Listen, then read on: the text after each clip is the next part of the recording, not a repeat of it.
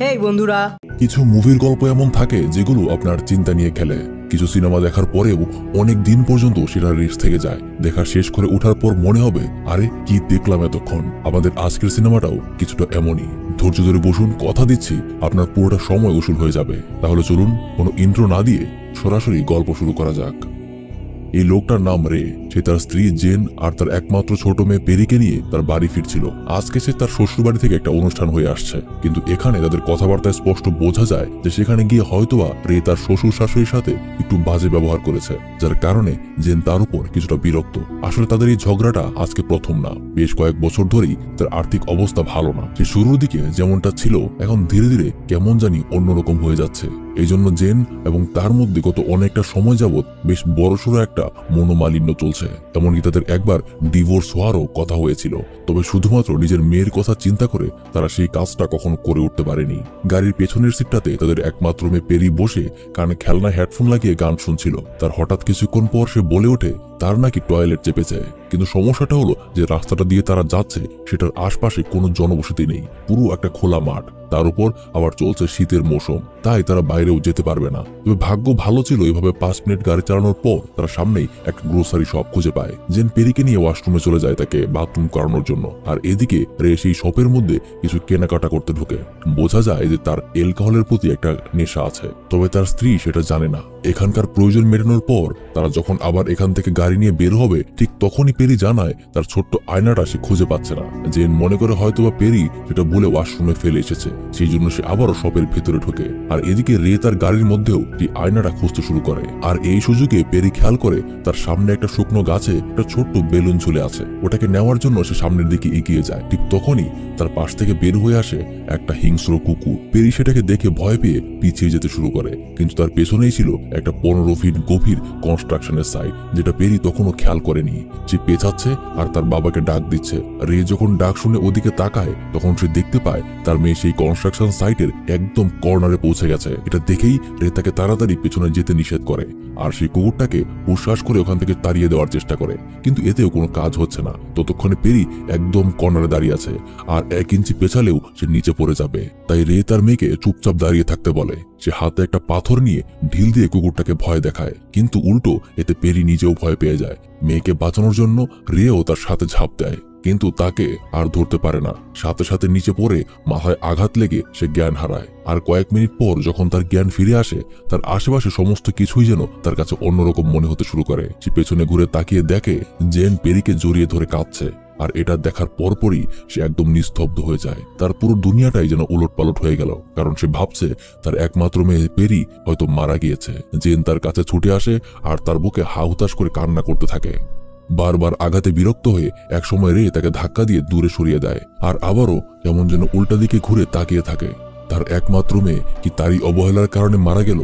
কিন্তু তখনই তার কানে ভেসে আসে পেরির মুখ থেকে বাবা ডাকটা। সে পেছনে তাকিয়ে দেখে পেরির জ্ঞান ফিরে এসেছে, অর্থাৎ সে মারা যায়নি। দেখা যায় যে পেরি শুধুমাত্র তার হাতে আর মাথায় ব্যথা পেয়েছে, যার কারণে তাকে সাথে সাথেই উঠিয়ে নিয়ে সে গাড়িতে করে দ্রুত হাসপাতালের দিকে রওনা দেয়। সে এবার পাগলের মতো গাড়ি চালাচ্ছিল, কোনো প্রকার স্পিড লিমিট না মেনে সে সকল ট্রাফিক আইন ভেঙে সোজা কয়েক মিনিটের মাঝেই হাসপাতালে পৌঁছে যায়। কিন্তু সেখানে আবার বিশাল এক সিরিয়াল।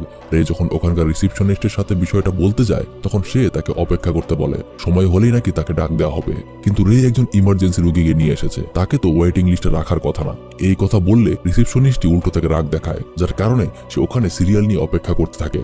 অপেক্ষা করতে করতে এক সময় সে বাইরে তাকায়। সে দেখতে পায় বাইরে একটা রোগীকে হাসপাতালের ভেতরে না নিয়ে এসে বরং অন্যদিকে নিয়ে যাওয়া হচ্ছে। মনে হচ্ছিল যেন টাকার বিনিময়ে রোগীটাকে বিক্রি করে দেওয়া হচ্ছে। এটা রেকে কিছুটা ভাবিয়ে তোলে। তারা আবার ভুল কোনো জায়গায় চলে আসেনি তো? ভাবতে ভাবতেই সে ভেতরে চলে যায়। এভাবে অপেক্ষা করতে করতে তাদের নাম চলে আসে। তারা চলে যায় ডক্টরের অ্যাপয়েন্টমেন্ট নিতে, কিন্তু তার আগে তাদের এন্ট্রি নিতে হবে। এবার আরেকজন রিসিপশনিস্ট তাকে কিছু অদ্ভুত প্রশ্ন জিজ্ঞাসা করতে শুরু করে, যেমন রোগের ব্লাড গ্রুপটা কি। তবে ব্লাড গ্রুপ জানাটা খুব স্বাভাবিক, কিন্তু রিসিপশনিস্ট সেটার পাশাপাশি রে আর জেনের পার্সোনাল লাইফ নিয়ে প্রশ্ন জিজ্ঞেস করতে শুরু করে, যেগুলো কখনোই স্বাভাবিক না।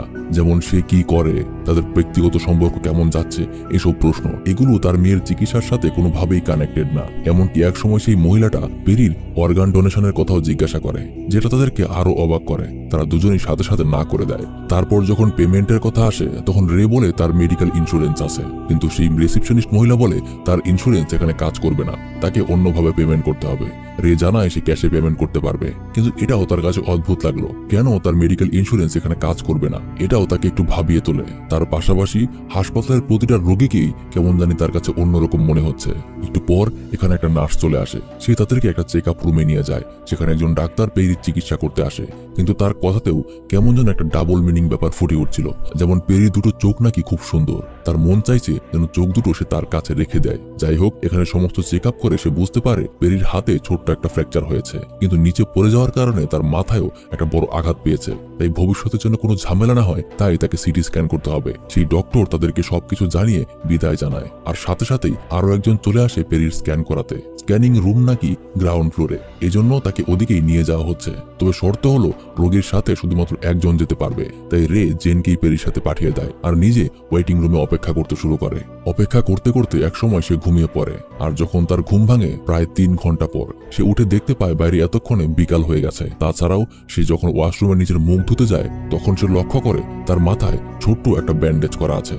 কিন্তু তার স্পষ্ট মনে আছে যখন সে ঘুমিয়েছিল তার মাথায় কোনো ব্যান্ডেজ ছিল না। যাই হোক, এসব ভাবার এখন তার কাছে সময় নেই। সে তাড়াতাড়ি রিসেপশনিস্টের কাছে তার বউ আর বাচ্চার খোঁজ দিতে যায়, কিন্তু গিয়ে দেখে সেই রিসেপশনিস্ট এখন পরিবর্তিত হয়ে গেছে। আগে যে মহিলাটি ছিল সে আর এখন নেই, তার পরিবর্তে এখন অন্য আরেকটা মহিলা। রে তখন তার কাছে তার পরিবারের কথা জিজ্ঞেস করে। সে জানায় যে কয়েক ঘন্টা আগে তারা স্ক্যানিং রুমে গিয়েছিল, কিন্তু এখনো ফিরে আসেনি। সেই রিসেপশনিস্ট সেখানে সার্চ করে কোথাও তার মেয়ে পেরির নামটা খুঁজে পায় না। রে তাকে ভালো মতো বোঝায় সে তার স্ত্রী আর বাচ্চাকে নিয়ে সকালেই এই হসপিটালে এসেছিল, আর ডক্টর বার্থাম নামের একজন তার মেয়ের চিকিৎসা করেছে। তারপর তাকে স্ক্যানিং রুমে নিয়ে যাওয়া হয়েছে, কিন্তু সেই রিসেপশনিস্ট তাকে সরাসরি জানিয়ে দেয় যে পেরি নামের কেউ হাসপাতালে ভর্তি হয়নি। এটা শুনে রে একটু রেগে যায়, তাই সে নিজেই সিরিয়াল দেওয়ার খাতাটা চেক করতে শুরু করে। কিন্তু সে অবাক হয়ে খেয়াল করে যে সেই খাতাটাই পরিবর্তন করে ফেলা হয়েছে, অর্থাৎ সকালে যে খাতাটা ছিল সেই খাতাটা এখন আর নেই। যার কারণে সেই মহিলার সাথে সে চিল্লাপাল্লা করতে শুরু করে। সেই মহিলা তখন ব্যাপারটা জানার জন্য স্ক্যানিং রুমে ফোন করে, কিন্তু ওখান থেকেও জানা যায় যে সকাল থেকে নাকি এখন পর্যন্ত কোনো রোগীর স্ক্যান করা হয়নি। এবার রের একদম মাথা খারাপ হয়ে যায়। সে যখন বাইরের দিকে তাকায় তখন সে দেখতে পায় ওখানে কিছু রক্তমাখা পলিথিন ফেলে দেওয়া হচ্ছে, যার কারণে এবার তার সন্দেহটা বাড়তে শুরু করে। সে মনে করে হয়তোবা তার মেয়ে পেরি আর তার ওয়াইফকে কিডন্যাপিং করে তার অঙ্গ প্রত্যঙ্গ খুলে তারা পাচার করে দিচ্ছে। সে পাগলের মতো তাদেরকে খুঁজতে শুরু করে, আর এজন্য সে বিনা অনুমতিতে হাসপাতালের প্রত্যেকটা জায়গায় খুঁজতে শুরু করে। তখন এক সিকিউরিটি এসে তাকে আটকায়। বলতে বলতেই সেখানে আরেকজন ডক্টর চলে আসে। ডক্টর তাকে ঠান্ডা মাথায় জিজ্ঞাসা করে তার কি হয়েছে, তাকে সবকিছু খুলে বলতে সে তাকে সাহায্য করবে।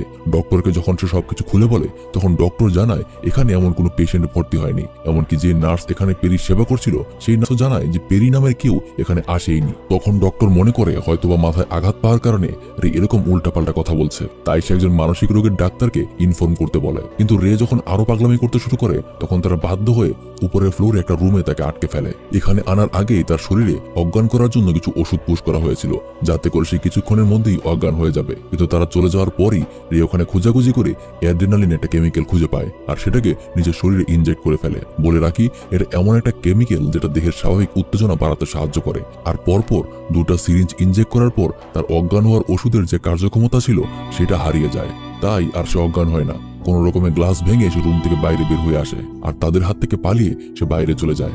বাইরে সে এসে যখন নিজের গাড়িতে ঢুকে তখন সেখানে জেনের ফোন সে দেখতে পায়, যেটা দেখে সে আবারও ইমোশনাল হয়ে পড়ে। তারপরেই রে ওখানকার 2জন পুলিশ অফিসারের সামনে গিয়ে তাদের গাড়ি থামায়। তারপর রে নিজের সাথে ঘটা সমস্ত ঘটনা তাদেরকে খুলে বলে। এখন যেহেতু তাদের কাছে অভিযোগ এসেছে, তাই সেই 2 অফিসার রের কেসটাকে ইনভেস্টিগেট করতে হাসপাতালে গিয়ে ডাক্তারদেরকে জিজ্ঞাসাবাদ করে। সেখানে ডাক্তাররা বারবার তাদেরকে বোঝায় যে এই ব্যক্তি সকাল থেকেই কেমন অদ্ভুত আচরণ করছে, তার সাথে নাকি স্ত্রী বাচ্চা কেউ আসেনি, সে একাই এখানে এসেছে। কিন্তু তবুও রে যখন জোর দিয়ে তাদেরকে বলে তখন তারা প্রথমত সেই ডাক্তারকে আনার ব্যবস্থা করে যে তার মেয়ের ট্রিটমেন্ট করেছিল। কিছুক্ষণের মধ্যেই ডাক্তার বার্থাম হসপিটালে চলে আসে। তাকে জিজ্ঞাসাবাদ করা হলে সে জানায় যে রে নাকি খুব অদ্ভুত আচরণ করছিল, সে নাকি সকালে এখানে একাই এসেছিল, তার সাথে কেউ আসেনি। আর সেখানে রের নিজেরই সিটি স্ক্যান করার কথা ছিল, যেটা রে নিষেধ করেছিল। কিন্তু রে তার এসব কথা কোনোভাবেই মানতে চায় না, তাই বিষয়টাকে আরেকটু যাচাই করার জন্য তারা স্ক্যানিং রুমে যায়। কিন্তু ওখানে যাওয়ার পরেও স্ক্যানিং হিস্ট্রিতে আজকের সারাদিনের কোনো রেকর্ড দেখা যায় না, অর্থাৎ সারাদিনে একটাও স্ক্যান করা হয়নি। কিন্তু রে এটা মানতেই চায় না। সে বলে সে নিজে তার স্ত্রী আর মেয়েকে স্ক্যানিং রুমে যেতে দেখেছে। তাই লাস্ট অপশন হিসেবে সেই পুলিশ অফিসারেরা হাসপাতালে সিসিটিভি ফুটেজ দেখতে চায়, কিন্তু সিসিটিভি ফুটেজে দেখা যায় রে ওয়েটিং রুমে একাই বসে আছে। তার আশেপাশে কোথাও তার স্ত্রী আর সন্তান নেই। এটা দেখে রে বলে যে তারা পাশের অন্য একটা কোণায় বসেছিল, সে ওই দিকের ফুটেজ দেখতে চায়। তখন হসপিটাল কর্তৃপক্ষ জানায় যে ওইদিকে কোনো ক্যামেরা সেট করা হয়নি, তাই সেখানে কোনো ফুটেজ তাদের কাছে নেই। তারপর রে তাদেরকে চেক আপ রুমের ফুটেজ দেখাতে বলে। তখন ডক্টররা জানায় রোগীদের প্রাইভেসির জন্য ওখানে কোনো ক্যামেরা লাগানোই হয়নি, তাই চেক আপ রুমের ফুটেজও তাদের কাছে নেই। এখন রে কোনোভাবেই প্রমাণ করতে পারছে না যে তার স্ত্রী আর সন্তান তার সাথে এসেছিল, তাই সেই পুলিশ অফিসার দুজনও তার কথা বিশ্বাস করতে পারে না। আর বলতে বলতেই এখানে একজন মানসিক রোগের ডাক্তার চলে আসে। সে এসেই রের সাথে পরিচিত হয়। অলরেডি তাকে সবকিছু জানিয়ে দেওয়া হয়েছে, তাই রেকে সে আলাদাভাবে একটা রুমে নিয়ে জিজ্ঞাসাবাদ করতে শুরু করে, যেমন তার সাথে কি ঘটেছিল, কোথায় গিয়েছিল, এই বিষয়ে সে জিজ্ঞাসাবাদ করে। সেই রুমে রে শুরু থেকে শেষ পর্যন্ত যা হয়েছে তা সবকিছু সেই মানসিক ডাক্তারকে খুলে বলে। এই সবকিছু শুনে সেই অফিসার দুজন ডিসাইড করে যে তারা গিয়ে একবার সেই অ্যাক্সিডেন্টের জায়গাটা দেখে আসবে যেখানে পেরি পড়ে গিয়েছিল। তাই সেই অফিসার সেই মানসিক ডাক্তার আর রেকে সাথে করে নিয়ে সেই ঘটনাস্থলে পৌঁছে যায়। ওখানে যাওয়ার পর তারা তেমন কিছু দেখতে পায় না, কিন্তু একটু খোঁজাখুঁজি করার পর একটু বরফ সরাতেই সেখানে তারা জমাট বাঁধা রক্ত পড়ে থাকতে দেখে। এটা দেখে তাদের মনে সন্দেহ আরো বেড়ে যায়। এটা দেখে তারা এবার রেকে সন্দেহ করতে শুরু করে। সেই মানসিক রোগের ডাক্তার অর্থাৎ সাইকিয়াট্রিস্ট রেকে আবারও ভালো মতো জিজ্ঞাসা করতে শুরু করে যে কি হয়েছিল একদম সঠিক করে বলতে। এবারও রে যা ঘটেছিল সেটাই সে আবার বলে। তখন ডাক্তার প্রশ্ন করে যে এখানে যে এতটা রক্ত পড়ে আছে এই রক্তটা আসলে কার? তখন রে বলে যে এটা তারই মাথার রক্ত। সেই সাইকিয়াট্রিস্ট রেকে বলে যে সে নিজেই তার বউ বাচ্চাকে মেরে হাসপাতালে গিয়ে হাসপাতালের বিরুদ্ধে ষড়যন্ত্র করার চেষ্টা করছে। এটা শুনে রেও কিছু বুঝে উঠতে পারে না, কারণ সে কোনো কিছুই আসলে মিলাতে পারছে না। সাইকিয়াট্রিস্টের কথা শুনে পুলিশ অফিসাররাও তাকে অ্যারেস্ট করতে আসে। তখনই রে দূরে একটা কুকুরকে দেখতে পায়। কুকুরটাকে দেখেই তার মনে পড়ে যায় সকালের ঘটনার কথা, যেটা তার মাথায় স্পষ্ট মনে আছে। এবার সে বুঝতে পারে এই সাইকিয়াট্রিস্ট আর পুলিশ আসলে একসাথে হয়ে আছে। তারা তাকে কোনোভাবে ফাঁসিয়ে দিতে চায়, হয়তো পুলিশ এই হাসপাতালের কাছ থেকে টাকা খেয়েছে। তাই তখনই রে একটু সুযোগ পেয়ে একজন অফিসারের হাত থেকে একটা বন্দুক ছিনিয়ে নেয়। রের হাতে বন্দুক দেখে সবাই ভয় পেয়ে তার কথা মতো সে যা বলে তাই সে করতে শুরু করে। রে সবাইকে ওখানকার একটা রুমের মধ্যে বন্দি করে তাদেরই গাড়ি নিয়ে হাসপাতালের দিকে ছুটতে শুরু করে। কিছুক্ষণের মধ্যেই সে ওই হাসপাতালে পৌঁছে যায়। সে খুব সাবধানতার সাথে এদিক ওদিক দেখে তারপর এগিয়ে যাচ্ছে, কিন্তু এতক্ষণে তার নামে ওয়ারেন্ট জারি হয়ে গেছে। সে ওখানকার ডাক্তারের একটা ড্রেস চুরি করে নেয়, তারপর সেটা পরে সে নিজে ডাক্তার সেজে ভেতরের দিকে যেতে শুরু করে। সে প্রত্যেকটা রুমে রুমে তার বউ আর বাচ্চাকে খুঁজতে শুরু করে। এভাবে যেতে যেতে সে এমন একটা জায়গায় যায় যেখানে সাধারণ মানুষদের যাওয়ার নিষেধ। ওখানে যে পেশেন্টদের নিয়ে যাওয়া হচ্ছিল তারাও কেমন যেন অন্যদের থেকে সাহায্য চাইছে, যেন তাদেরকে চিকিৎসা করতে নয় বরং মারতে নিয়ে যাওয়া হচ্ছিল। রে যখন লিফটে করে সে স্ক্যানিং রুমে যেতে চাচ্ছিল তখনই সেখানকার সিকিউরিটি অফিসার তাকে দেখে ফেলে। তাই সেই সিকিউরিটি অফিসার সাথে সাথেই তাকে আটকাতে আসে, কিন্তু রে তাকে লিফটের ভিতরে খুব চাপ দিয়ে ধরে গলা চেপে তাকে সেখানেই মেরে ফেলে। আর তার কাছ থেকে চাবি আর বন্দুক নিয়ে সামনের দিকে এগিয়ে যেতে শুরু করে। এবার সে একদম বেসমেন্টে চলে এসেছে। এখানে সবকিছুই একটু অদ্ভুত। এদিক দিয়ে হাঁটতে হাঁটতে সে ডাস্টবিনে কিছু একটা নড়াচড়া করতে দেখে। সেখানে ডাস্টবিনে হাত দিতেই তার হাতে চলে আসে একটা ছোট্ট পুতুল, যেটা এই হাসপাতালের একজন ডাক্তার তার মেয়েকে দিয়েছিল। পাশাপাশি সেখানে রিসিপশনিস্টকেও সে দেখতে পায়, যে গল্পের শুরুর দিকে তার আর তার পরিবারের পার্সোনাল বিষয়গুলো জিজ্ঞেস করছিল। এখানে তার হাতে হিউম্যান অর্গান দেখে সে অনেকটাই ভয় পেয়ে যায়। ভাবতে শুরু করে তার ভাবনাটাই সত্যি হয়ে গেল না তো। সেখানে খুঁজতে খুঁজতে সে একটা রুমের ভেতর প্রবেশ করে, যেখানে দুটো ডেড বডি এমন অবস্থায় পড়েছিল যে তার বডির ভেতরে কিচ্ছু নেই।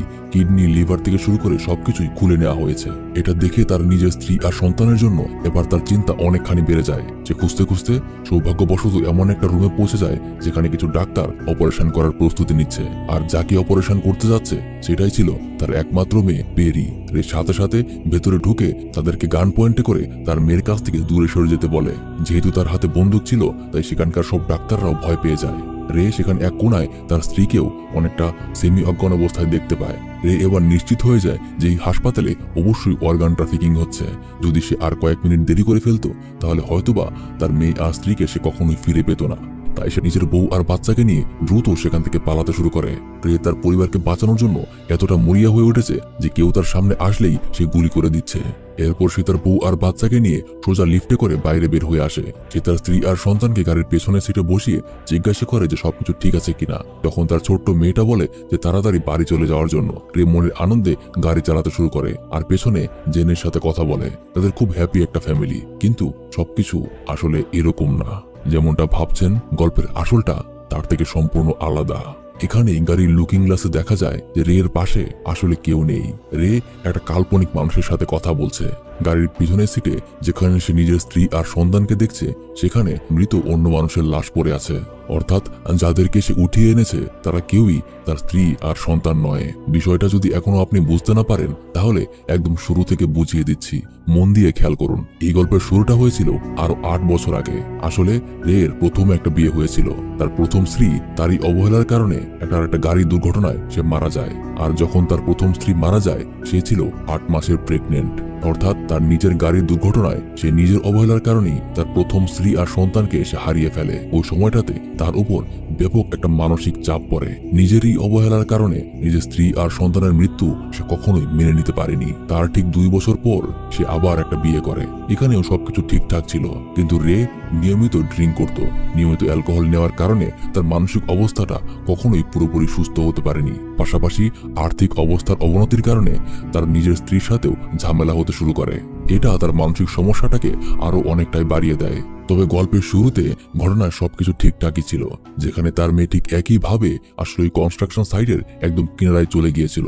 সেখানে একটা হিংস্র কুকুরও এসেছিল, কিন্তু ঝাঁপ দেওয়ার পরবর্তী সময়টাতে তার মেয়ে মাথায় আঘাত লেগে ওখানেই মারা যায়। আর যখন তার স্ত্রী কান্নাকাটি করে তার বুকে আঘাত করছিল তখন যে তাকে ধাক্কা দিয়েছিল তখন তার স্ত্রী একটা ধারালো রডের উপর পড়ে সেটা তার মাথায় ঢোকে, সেও সেখানেই মারা যায়। পরপর এতগুলো মৃত্যু, তাও নিজের অবহেলার কারণে সে কোনোভাবেই মেনে নিতে পারেনি। এটা তার মনে এতটা পরিমাণ আঘাত সৃষ্টি করে যে তার মানসিক অবস্থায় একটা অল্টারনেট রিয়েলিটি সে নিজেই বানিয়ে ফেলে। এই রিয়েলিটিতে তার বউ আর বাচ্চা দুজনই বেঁচে আছে। সে নিজের মনে মনেই একটা আলাদা গল্প রচনা করতে শুরু করে। নিজের বউ আর বাচ্চার বডি সে গাড়ির পেছনের সিটে অর্থাৎ ডিকির দিকে রেখে দিয়েছিল। আর এই হাসপাতালে সে একাই গিয়েছিল। সেখানে তার মেয়ের নয়, তার নিজের চিকিৎসা করা হয়েছিল। শুরুর দিকে যে ব্যান্ডেজটা তার মাথায় দেওয়া হয়েছিল সেটা সেই হাসপাতালের ডাক্তাররাই তাকে দিয়েছিল। আর তারপর নিজের মেয়েকে নিয়ে যে দৌড়াদৌড়ি, পুরোটাই ছিল তার কল্পনা। এই জন্যই হাসপাতাল আর সিসিটিভি ক্যামেরাতে পেরি আর জেনের কোনো নামগন্ধ পাওয়া যায়নি। পুরোটা সময় সে শুধুমাত্র একাই ছিল আর একাই কল্পনায় কথা বলছিল। আর অপারেশন সেকশনে যা দেখেছিল সেটাও ছিল তার মস্তিষ্কের ভ্রম। আসলে সে নিজের বউ আর বাচ্চা পেপে যাদেরকে উঠিয়ে নিয়েছিল তারা ছিল অপারেশন চলমান অবস্থায় থাকা কিছু রোগী। এখানে সবচেয়ে ভয়াবহ ব্যাপার হলো রে ভাবছে সে নিজের বউ আর বাচ্চাকে বাঁচিয়ে নিয়ে এসেছে, কিন্তু আসলে সে যে কতগুলো মানুষের মৃত্যুর কারণ হয়ে গেছে সেটা সে নিজে এখনো টের পায়নি। এই কারণেই সাইকো মানুষরা খুবই ভয়াবহ, কারণ দুনিয়ার চোখে সে একদম সাইকো হলেও নিজের চোখে কিন্তু সে খুবই ভালো মানুষ। যাই হোক, আশা করি ভিডিওটা আপনাদের ভালো লেগেছে।